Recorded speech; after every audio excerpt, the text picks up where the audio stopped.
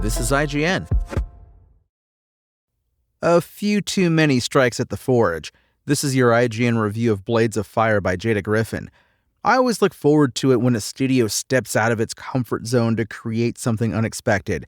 Blades of Fire, a 3D action RPG from developer Mercury Steam, best known for the stellar Metroid Dread and its action-packed take on Castlevania during the PlayStation 3 Xbox 360 era, does just that, combining its past successes to give you control of a blacksmith who crafts his own weapons of destruction seemed like a promising concept. Unfortunately, the superb crafting portions of this lengthy fantasy adventure are overshadowed by an uneven story and combat that lacks real depth. You play as Aaron, a commoner who gains access to a legendary forging hammer that sets him on a quest to stop the queen who is leading the kingdom into ruin. The three pillars of Blades of Fire are its satisfying but simple combat, enjoyable weapon crafting system, and emotionally unimpactful story. While very uneven, those were at least enough to keep me relatively entertained for the 55 hours it took me to reach the first round of credits. However, there's only an unsatisfactory conclusion to find there, and it was the post-game scavenger hunt necessary to find the true ending that really drained what little enthusiasm I had left by the end. Starting with the good, the crafting system stands as the tallest of the three pillars holding up Blades of Fire. Through the hammer Aaron receives at the beginning of his journey, he can build the powerful weapons necessary to vanquish all that stand in his path. Initially, you can only craft a singular weapon, a heavy polearm called the Hyssop that deals devastating strikes, but uses a lot of stamina with each swing.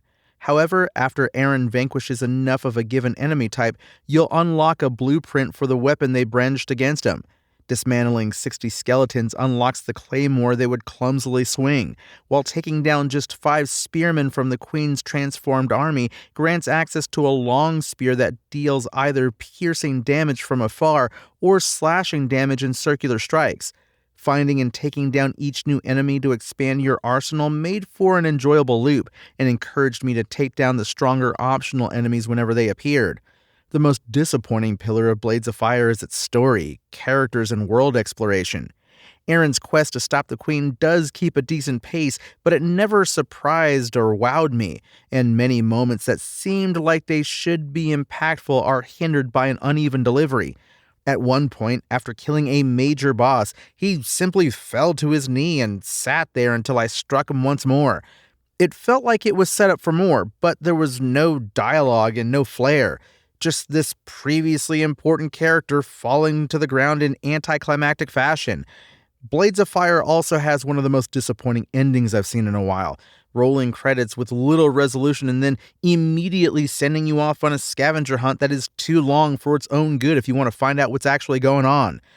That's not the only way it's put in a bad light, as a lackluster map system often makes exploring for secrets very cumbersome and confusing.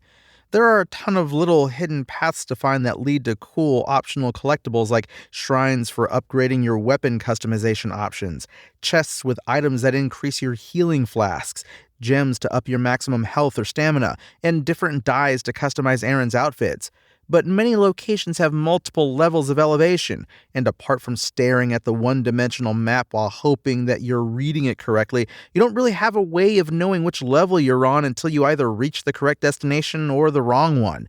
You can leave markers on the map that create a streak of color in the world as guide points, which at least help by adding distance and elevation cues to the compass at the top of the screen, but that's only a half measure. Blades of Fire's blacksmithing burns bright, but it doesn't forge a sharp enough edge to put its customizable weapons to good use. The combat is serviceable but overly simplistic, and the mediocre story often failed to evoke any kind of emotion in me at all, positive or negative, as it just goes through the motions from start to finish. The unintuitive map also frequently left me running in circles, making what could have been a fun hunt for secrets feel more like a chore. And when those pain points are compounded by unflattering comparisons to the games it so clearly took inspiration from, Blades of Fire just can't cut it. Blades of Fire's IGN score? 5 out of 10. Thanks for listening to IGN. My name is Tony Jackson, and for the latest Blades of Fire updates, visit us at IGN.com. Spoken Layer.